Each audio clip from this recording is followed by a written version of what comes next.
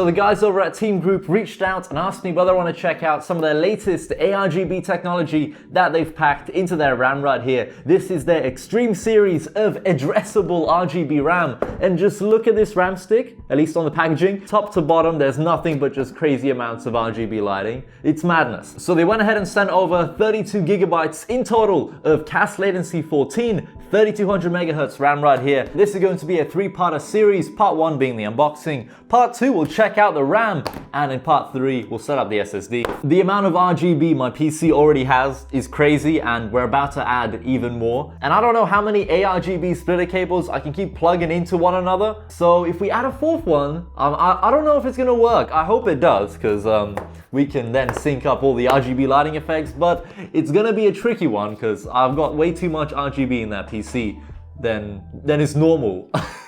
Right, so let's begin with the RAM right here. TeamGroup T-Force XTREEM addressable RGB RAM. We have 16 gigabytes in total in this one.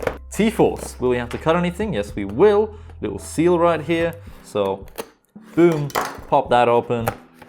Let's check this RAM out, dude. Okay, so this is the RAM right here. They actually look pretty damn nice. I wonder how the RGB lighting will actually turn out in the end. No way, they even give you a microfiber cloth to clean the RAM, as of course literally the entire stick is just loaded with RGB lighting. This is actually like really nice that they included a microfiber little cloth here. Let's take this RAM out of the packaging though, because I do want to see it in person. How does it look like?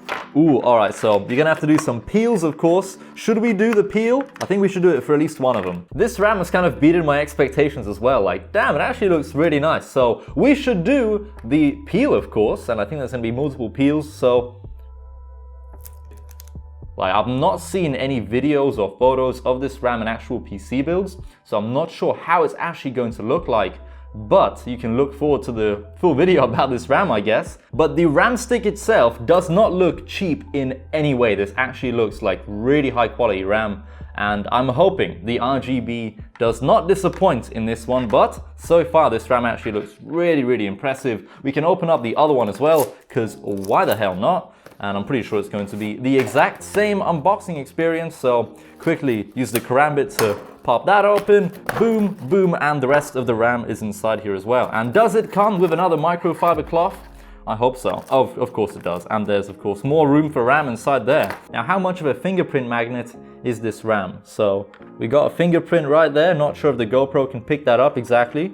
But yeah, this microfiber cloth is gonna sort out any kind of fingerprint problems you might have on your RAM. So yeah, make sure to use this to, of course, make sure your RAM is looking nice and shiny. In terms of the specs of the RAM, we're looking at CAS latency 14, 14, 14, 34, 3200 megahertz, 8 gigabytes of RAM per one of these sticks right here. And the SSD does go up to 1 terabyte in total. And my God, look at this Delta Max SSD. Let's unbox this one next. Do we need to cut anything? Yes, we do.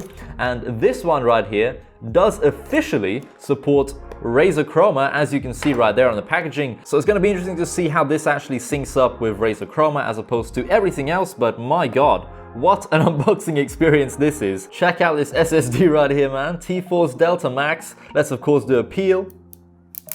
Ooh!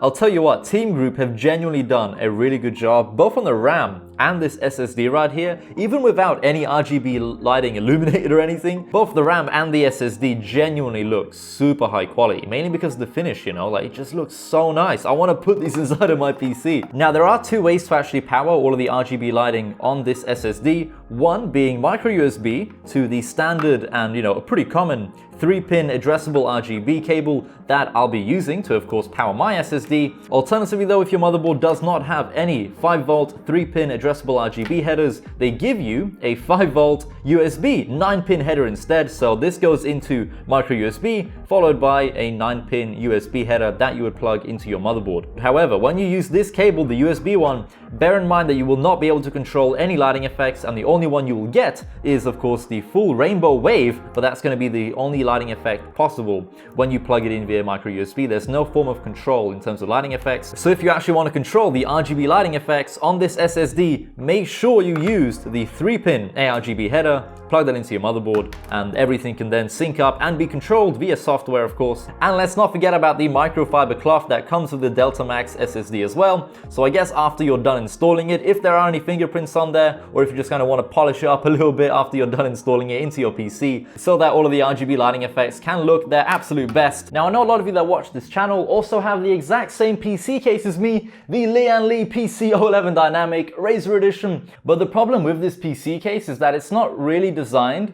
to have any kind of like SSD mounts, especially for SSDs like this where you'd want to show them off. There's no actual place really to put an SSD that you would like showcase.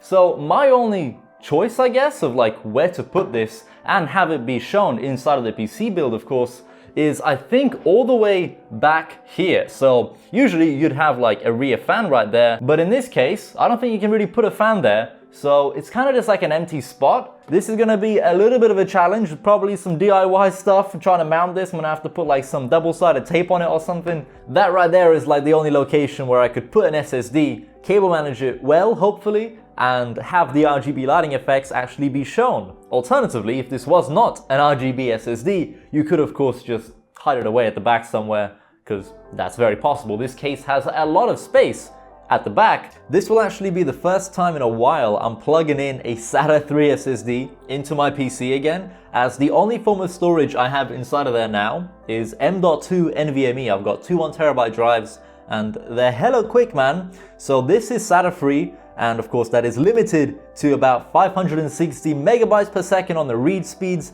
and 510 megabytes per second on the write, which is actually, you know, pretty damn good. Bear in mind it is SATA 3, so that's about as fast as things are gonna get on SATA 3 speeds. But apart from all that, everyone, thank you all so much for watching. Link in the description down below to where you can buy the SSD and the RAM, and stay tuned for part 2, which is gonna come out in a couple days, where we're gonna install the SSD, we're gonna install the RAM, and hope for the best in terms of syncing everything up with RGB lighting. But I'm telling you right now, I bet you that RAM is actually going to look so freaking nice inside of this PC build, and I really hope I can find a way to mount that SSD and make it look very nice inside of that PC build as well. But I'm pretty sure we can do it. I'm sure it's all possible. I just have to order in another addressable RGB splitter cable to make sure I can power the actual RGB lighting effects and sync it all up, of course. But yeah, thank you all so much for watching once again, and I hope to see you in another video soon. Goodbye.